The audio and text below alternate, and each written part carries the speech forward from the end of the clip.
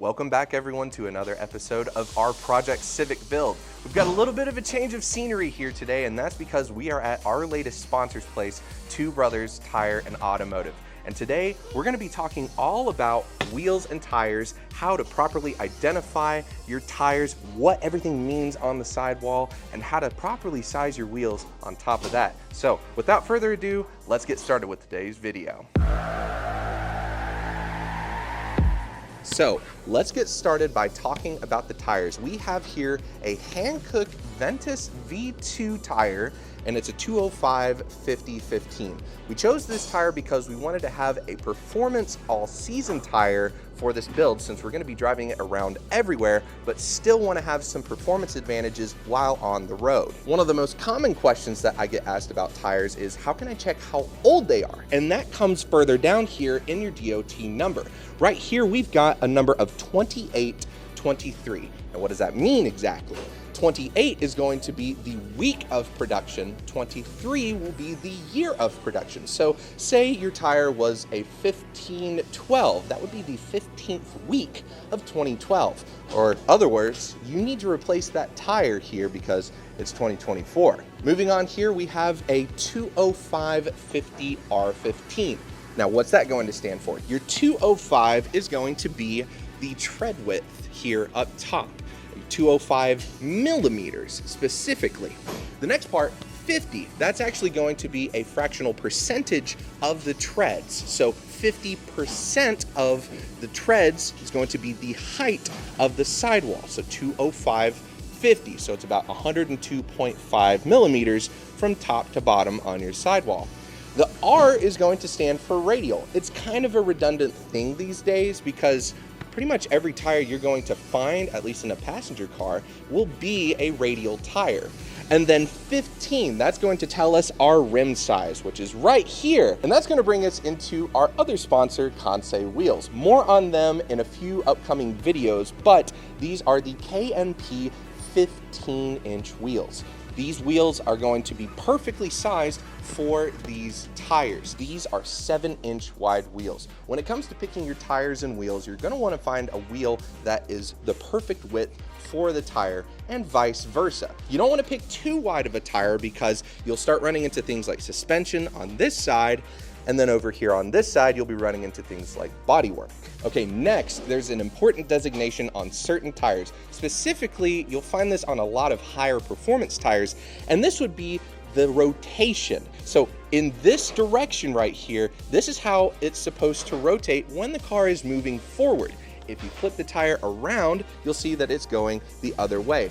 These tires must be mounted to where it's going to roll in that direction. So these are more performance tires. Again, more performance and sporty tires are going to have this designation on it. A lot of passenger car tires that are not a sports derived tire compound will not have this designation. They can be run like this or like this, and it shouldn't matter either way. So after the tire sizing here, this 205/50R15, we actually have another designation, and that is 86H. Now, what does that stand for on here? Well, this is going to be your load and your speed rating. So 86, that's a pretty high number. The load rating goes anywhere from 0 to 150 on a gradual scale. The higher the number, the more weight the tire can handle.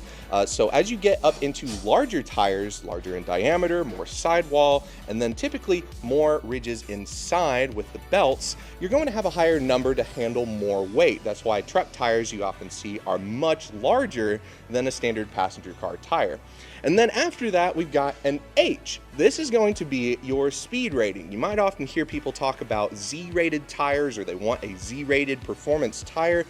And that's going to be on a scale as well. The higher up you go, Z being the fastest, the faster your tires can go. Z is the fastest, of course, rated all the way up to 300 kilometers an hour or 186 miles an hour. Now, on top of the load rating, you're going to find somewhere on the sidewall some very fine print, and that's going to further elaborate on the overall load index of the tire. This one being just shy of 1,200 pounds weight capacity. So each corner of the car can have a maximum weight loaded down on this tire of about 1,200 pounds before there is some sort of tire failure. Your load index is very important when it comes to choosing tires. If you have a heavier vehicle, you want to make sure that you have a tire that can handle the overall weight.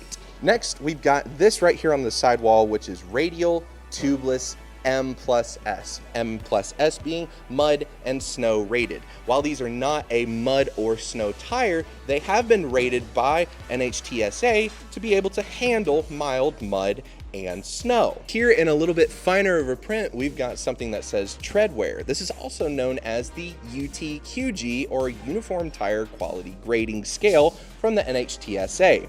Your tread wear is going to be on a gradual number from 0 to about 1,000. The higher the number, the more likely you are going to be to have a tire that lasts longer with more tread life. So this one is right in the middle at 500. Most of your passenger car tires are going to be rated somewhere around the 500 mark. Some of your more sports-oriented tires are going to be at the 400 mark. Your ultra-high performance tires can be as low as 100 and still be considered road legal with treads. So now, we've talked about everything on the sidewall of the tire, but now let's move to the treads of the tire. Now, you're not going to find anything written down, but your tread can tell you a whole lot more than you might think. Starting with these center grooves, these are going to be your main source of tread. In these treads, you will find some indicators along the way, like these little bars, and those are going to tell you if your tire is getting close to its end of life when it comes to wear. On top of that, where your tire could be wearing prematurely can also tell you a little bit about alignment and tire pressures. Let's say, for instance, that your tire is wearing right here on the edge. This is a great indicator of an alignment issue. So say this is going to be the inside of the vehicle on this side.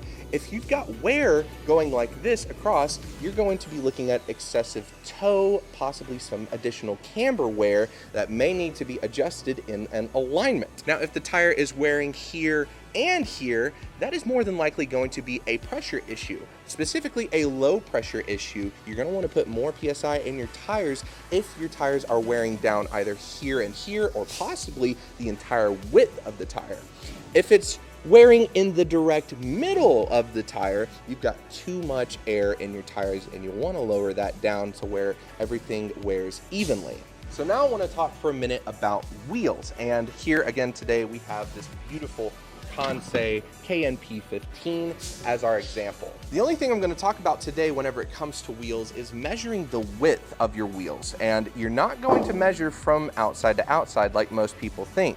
In this case, we would get a reading of about 8 inches, whereas this wheel is a 7-inch width wheel. And that's because we're measuring from the inside lip to the inside lip. This is where the tire is going to sit. Makes more sense now, right? Additionally, inside of the wheel, we're going to find where the wheels are made typically and how much load you can put on said wheels. You don't want to exceed this rating if you have a heavier car. And ladies and gentlemen, that should be just about everything on our tires and wheels here today. If you enjoyed this video, please feel free to leave a like, comment down below if you did learn something, and please consider subscribing if you enjoy this type of content. Be sure to follow along in the future as we get more updates on the Project Civic. But that's it for today, guys. Take care. We'll see you at the next one. Later.